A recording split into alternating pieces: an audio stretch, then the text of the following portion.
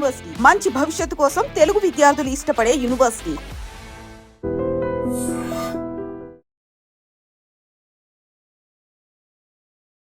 Welcome to I dream. నేను మీ భవ్య. ఇప్పుడు ఆఫ్ఘనిస్తాన్, పాకిస్తాన్ వాళ్ళకి ఒక పెద్ద ఒక బాంబు లాంటిది పేలిందని చెప్పొచ్చు. ఎందుకంటే యుఎస్లో ట్రావెలింగ్ని బ్యాన్ చేశారు వాళ్ళకి. మరి మిగతా కంట్రీస్కి కూడా అలానే బ్యాన్ చేసే అవకాశాలు ఉంటాయా? ఇవన్నీ డీటెయిల్స్ తెలుసుకోవడానికి మన ముందు హైకోర్టు అడ్వకేట్ పృథ్వీరాజ్ సార్ ఉన్నారు. ఆయన అడిగి కంప్లీట్ డీటెయిల్స్ తెలుసుకుందాం. నమస్తే సార్. నమస్తే భవ్య. సార్, ఇప్పుడు నిజంగానే నేను అన్నట్టుగా ఆఫ్ఘనిస్తాన్, పాకిస్తాన్ వాళ్ళకి ట్రావెలింగ్ బ్యాన్ చేశారు. మనకు కూడా బ్యాన్ చేసి ఇండియాకి కానీ అదర్ కంట్రీస్కి బ్యాన్ చేసే ఛాన్సెస్ ఏమన్నా ఉన్నాయా, కనిపిస్తున్నాయా? ఆఫ్ఘనిస్తాన్ కానీ పాకిస్తాన్ బ్యాన్ చేశారంటే పొలిటికల్ రీజన్స్ మనం చూడాలి భవ్య. ఆఫ్ఘనిస్తాన్ అండ్ పాకిస్తాన్ ఆర్ అక్కడ సెక్యులర్ కంట్రీస్ కావు. అవి పూర్తిగా ఒక మతానికి ఆధారపడిన దేశాలు. అవి మత ఛాందస్తానికి కానీ ఒక మతానికి పూర్తిగా వాళ్ళు ఈ మతానికి తప్ప వేరే మతం అన్నది అక్కడ ఉండటానికి కానీ మనుగడలో అవ్వటానికి కానీ ఆస్కారం లేని కంట్రీస్ అని చెప్పచ్చు. Example Christian countries. US is major Christian country. ఇప్పుడు యుఎస్లో డైరెక్ట్గా చెప్పినా ఇండైరెక్ట్గా చెప్పినా సరే యుఎస్ నుంచి వాళ్ళు ఈ క్రిస్టియన్స్కి ఇన్సెక్యూర్గా ఉంటుంది ఒక కంట్రీ అనుకుంటే ఆ కంట్రీతో కొంచెం రిలేషన్స్ దూరం పెడతా ఉంటారు. ఇండియా అట్లా కాదు. ఇండియా ఇదే సెక్యులర్ కంట్రీ. ఇండియాలో క్రిస్టియన్స్, ముస్లిమ్స్, అన్ని హిందూస్, అన్ని మతస్థులు, కులస్తులు అందరూ కలిసికట్టుగా ఉంటారు. వాళ్ళకి ఫ్రీడమ్ ఉంటుంది మెయిన్గా. అంటే వాళ్ళ యొక్క ప్రొఫెషన్ వాళ్ళు ప్రాక్టీస్ చేసుకుంటానికి కానీ, వాళ్ళ చర్చెస్ వాళ్ళు కట్టుకుంటానికి కానీ, వాళ్ళ రంజాన్ వాళ్ళు చేసుకుంటానికి కానీ, వాళ్ళ దీపావళి వాళ్ళు చేసుకుంటానికి ఎటువంటి మిగతా వాళ్ళకి కానీ గవర్నమెంట్కి అభ్యంతరం ఉండదు. కానీ పాకిస్తాన్, ఆఫ్ఘనిస్తాన్ అట్లా కాదు. అవును. పాకిస్తాన్ అండ్ ఆఫ్ఘనిస్తాన్ పూర్తిగా మత ఛాందస్తులు పరిపాలిస్తున్నటువంటి పరిపాలన. అక్కడ ప్రభుత్వం అన్నది ఈవెన్ ప్రెసిడెంట్ పరిపాలిస్తున్న మ్యాక్సిమం కంట్రోల్ అక్కడ మిలిటరీ చేతిలో ఉంటుంది. మిలిటరీలో ఉండేటువంటి నాయకులందరూ కూడా మత ఛాందస్తులు చెప్పినట్టు చేస్తారు. అందుకంటే సెక్యులర్ కావు. సెక్యులర్ కాని కంట్రీస్ ఇప్పటివరకు ఏంటంటే ఏ అమెరికన్ ప్రెసిడెంట్ కూడా క్వశ్చన్ చేయలేదు. ట్రంప్ వచ్చేసరికి అతను కొంచెం క్రిస్టియన్కి పూర్తిగా అనుకూలంగా ఉన్న వ్యక్తి. అండ్ ఆల్సో ఈ మత ఛాందస్తులు ప్రపంచం మీద పడి దాడి చేస్తున్నారు. అన్ని కంట్రీస్లోనూ వాళ్ళ యొక్క ప్రాబల్యాన్ని పెంచుకోవటం కోసం ప్రయత్నం చేస్తున్నారని నమ్మిన వ్యక్తి. అక్కడ ట్విన్ టవర్స్ని ఏదైతే కూలగొట్టారో ఆ తర్వాత నుంచి అమెరికా కొంచెం అలర్ట్ అయింది. ఈ ముస్లిమ్స్ని కానీ కొన్ని మత ఛాందస్తులు కానీ వాళ్ళ నియమావళి, వాళ్ళ యొక్క నియంత్రణ అన్న దాని మీద ఎక్కువ కాన్సన్ట్రేషన్ పెట్టింది. వాళ్ళు చూస్తుంది. ఈ కంట్రీస్లో పాకిస్తాన్ అండ్ ఆఫ్ఘనిస్తాన్లో వస్తున్నాయి. అక్కడ వాళ్ళ వల్ల మా దేశానికి ముప్పు ఉంది అని ఒక ఉద్దేశంతో ఆ రెండు కంట్రీస్ని బ్యాన్ చేయడానికి ఆల్మోస్ట్ ఆల్ ప్రణాళిక అంతా తయారు చేసుకున్నాడు.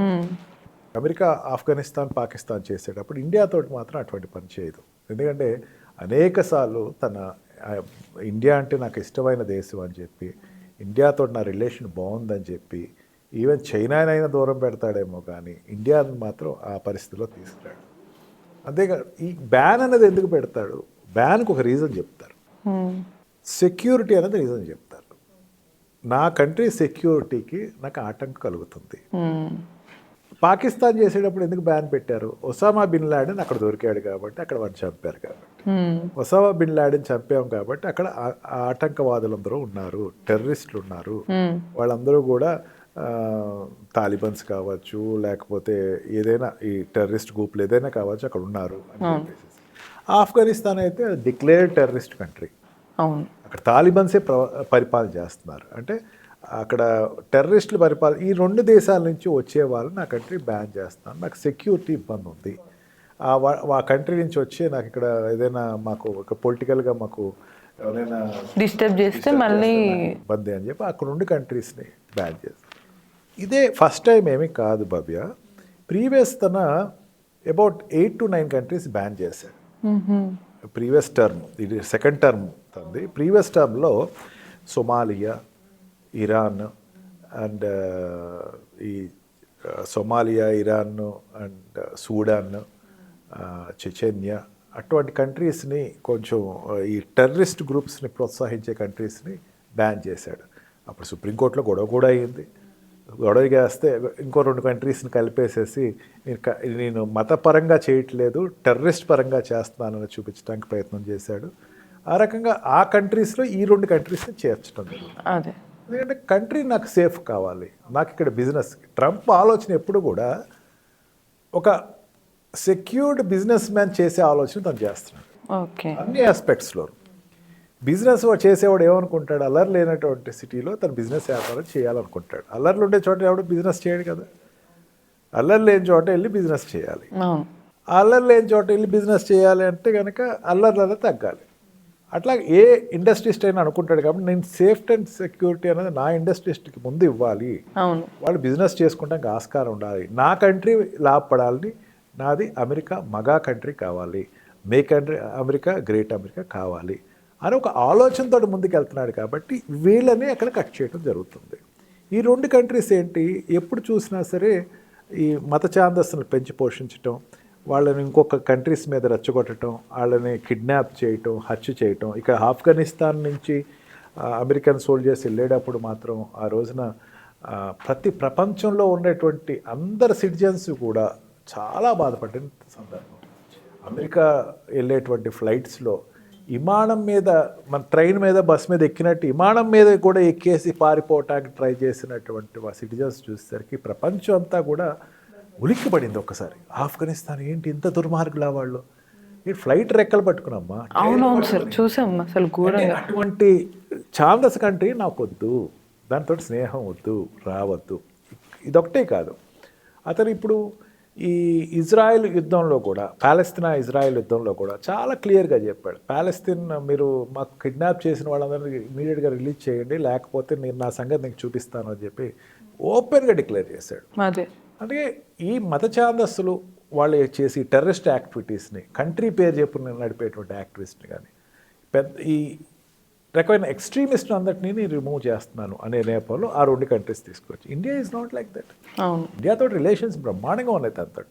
And India will not come under. ఎందుకంటే అక్కడికి వెళ్ళేటువంటి ఈ జాబులో వెళ్ళేటువంటి వాళ్ళు 30% మన వాళ్ళు ఉన్నారు, ఈ స్టూడెంట్ వీసాలు వెళ్ళేవాళ్ళు 40% మన వాళ్ళు ఉన్నారు. వాళ్ళు ఎప్పుడు కూడా అక్కడ మంచి established and well settled area.